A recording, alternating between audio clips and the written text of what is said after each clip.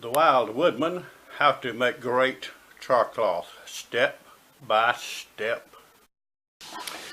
I have here an ordinary Altoids tin.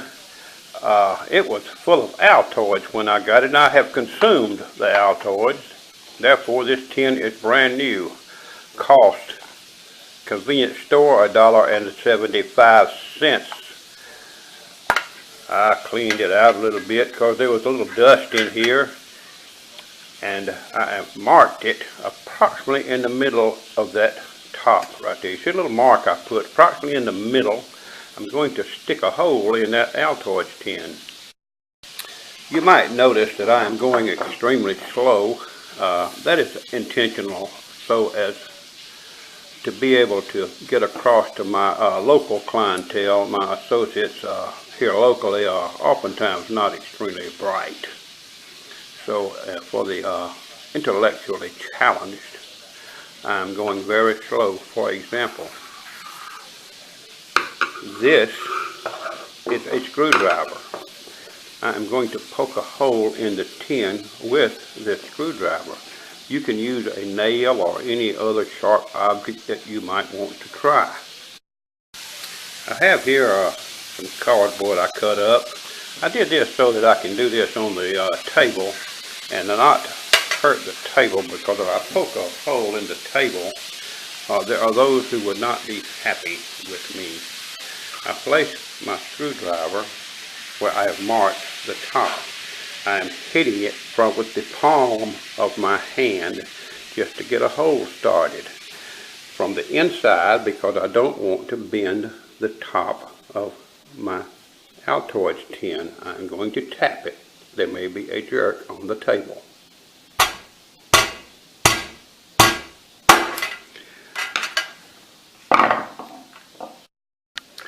I have penetrated the tin. As soon as it penetrated, I stopped, and I didn't want to go too deep. And then I would take my screwdriver or whatever tool you might be using, and I can hold my hand on the back of my tin, put my screwdriver here, and I can ream out the hole a little larger. I want my hole to be about 1/4 of an inch. Let me see how big I have it now. That's close to 1/4 of an inch. Now I keep on drilling some more. You can do this with anything you want to do with. Now that hole looks like it's about 1/4 of an inch. Let's go just a little more. See, this stuff is not rocket science. You do not have to do this exact, but I am going to show you how to make the perfect char cloth in an Altoids tin. I have here 6 pieces of fabric, brand new, cut off the bolt. This is called 100% cotton, 10-ounce bull denim. I have 6 pieces. It has been washed in shampoo, rinsed, dried, soaked in hot water for a couple of hours, just tap water, for a couple of hours, rinsed out, and dried again out in the sun. The washing a couple of times and drying softens the fabric, very soft. The soft fabric tends to make better char cloth. Now that I have my Altoids tin with the hole that's ready to put some fabric in it, we're going to put in 6 pieces of this fabric. The reason for 6 pieces is because we don't want to waste our fabric and ruin this first cooking if you're brand new, because you could easily put 12 to 14 pieces in this Altoids tin just fine. And we're going to put it in there loosely, as everybody says to do, and we're going to get our 6 pieces loaded. Now, oftentimes char cloth, when you cook it like this, it will wind up curvy. It'll be curly. We want our char cloth to be flat. So I have created this little thing that comes with all of everybody that wants to cook char cloth like me. I furnish one of these. I just cut this out of the bottom of an Altoids tin, put some holes in it, bent it up on the edge there so it'll kind of hold my fabric down. I'm going to press it down some. It says loosely, but we're making it down some. And now I'm going to close the lid. Now that we are ready to cook, I have everything installed. I got my fabric, I got my little piece of metal to hold my char cloth down. And as that char cloth cooks, it'll shrink and this piece of metal will go right down with it and it'll be flat as a flitter probably when it gets through cooking. So, the next thing we're going to do, and this is very important, I'm going to tell you this 2 or 3 times. If you put a steak in a frying pan and turn the heat on under the frying pan and do not turn the steak over, the bottom of the steak will burn. You must turn the steak over to keep it from burning on just one side and not even cooking on the other. Now we're going to take that little idea and change it around some. We're going to make a fire outside so that we can sit this Altoid tin not on a fire but on the ground or on the bottom of a pan. We're not going to let any fire get to the bottom of this Altoids tin, because if it heats the bottom severely, it's going to overcook the char cloth. It's going to be crispy on the bottom. You may have good char cloth on the top, but we want all the char cloth to be good. Let's proceed outside. I've stacked me a fire and I have it in this little pan. I got it in this grill thing. If I didn't have this grill thing, I could just sit that pan on top of a couple of bricks or something, or just do this on the ground. But I'm told that it's a roasting pan maybe. Get it at Dollar General. I think I found this one in the trash pile.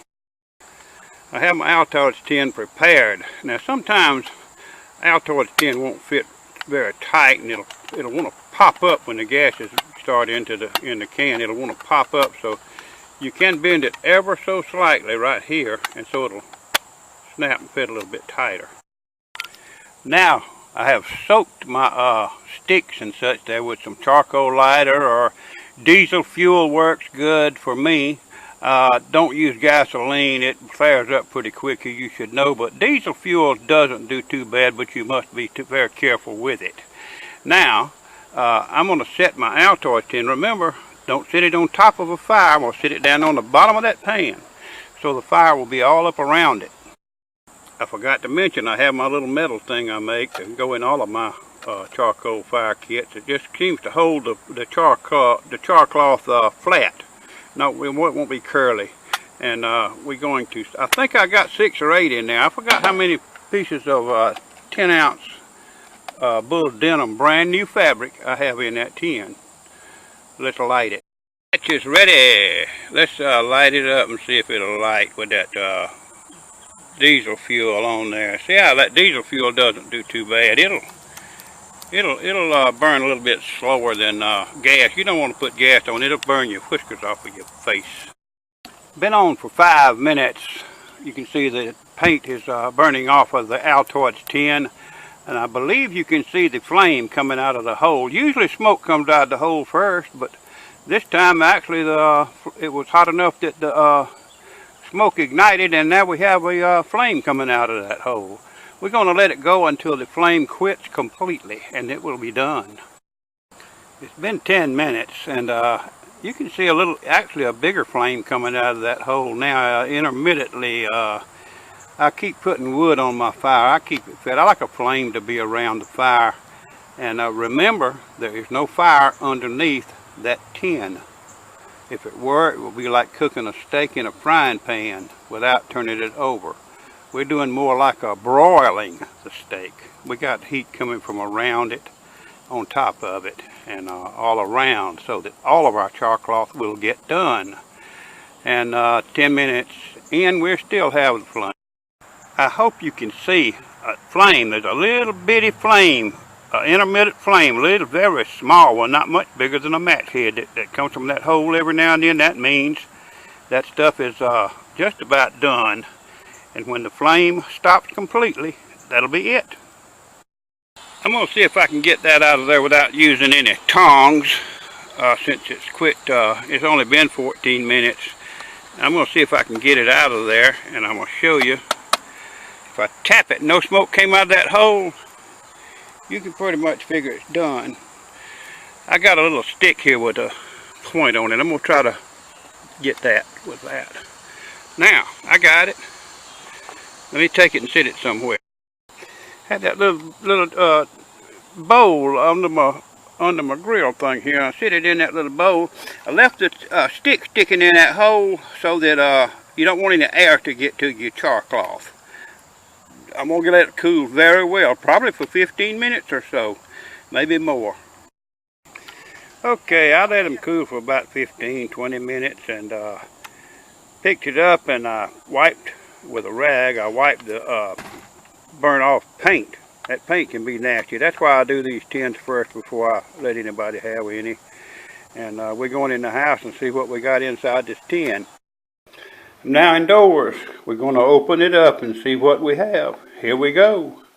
Remember, fire did not touch the bottom of the tin. It was not sitting on coals. It was sitting on a bare bottom of the pan. Opening it up.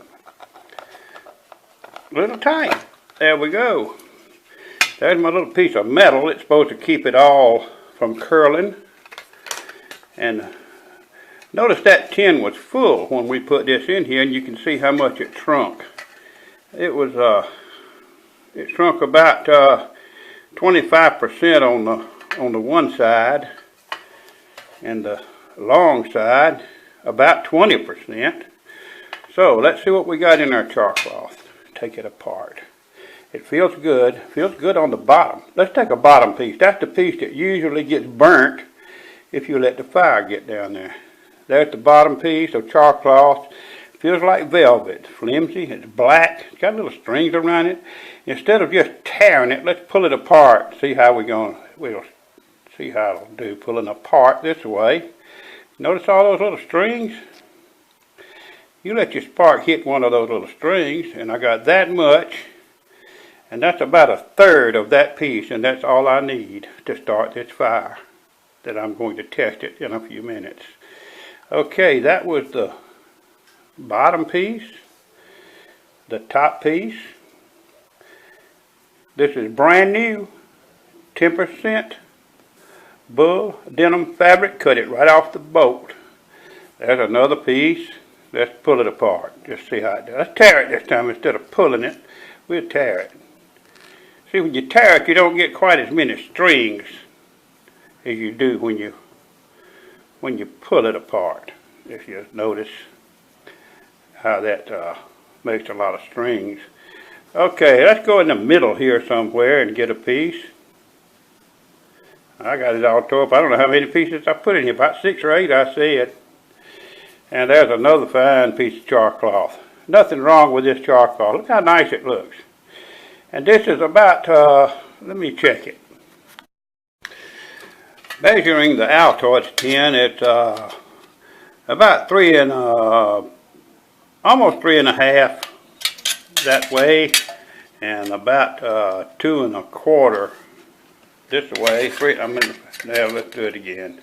About 3.5 by 2 1/4, and it comes out 2 3/4 by 1 1/2. No, 1 3/4.